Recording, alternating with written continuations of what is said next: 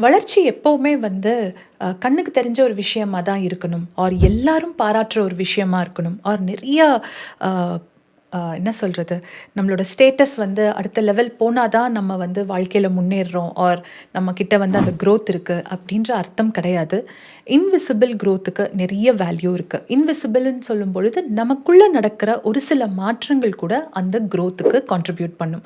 நமக்குள்ள வந்து ஒரு மனமாற்றம் இருந்தாலோ, இல்ல எப்பவுமே யோசிக்கிற மாரி இல்லாம, புது விஷயங்கள நான் முயற்சி பண்ணணும்னு நெனைக்கிறேன் அப்படின்னு நெனச்சாலே, அங்கேயே வந்து எனக்குள்ள அந்த ஒரு மாற்றம் வந்து வர ஆரம்பிக்குது. அதுவே வளர்ச்சிக்கு வழி குடுக்கும் இல்லையா? ஸோ கண்ணுக்கு தெரிஞ்ச மாரி தான் ஒரு குரோத் இருக்கணும். ஆர் இந்த சொசைட்டில வந்து ஒரு சில ஸ்டாண்டர்ட்ஸ் இருக்குன்னா, அந்த ஸ்டாண்டர்ட்ஸ நான் மீட் பண்ணா தான் நான் வந்து வளர்றேன் அப்படின்ற அர்த்தம் கிடையாது.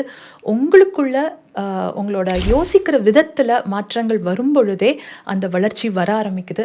நமக்குள்ள அந்த வளர்ச்சி வர ஆரம்பிக்கும் பொழுது தான், வெளியில மெதுவா நம்ம செய்ற செயல்கள்ல அது எல்லாமே வெளிப்பட ஆரம்பிக்கும். ஸோ இன்விசிபிள் குரோத்துக்கு நெறைய நெறைய வேல்யூ இருக்கு. அத குறைச்சு எடை போட்றாதீங்க.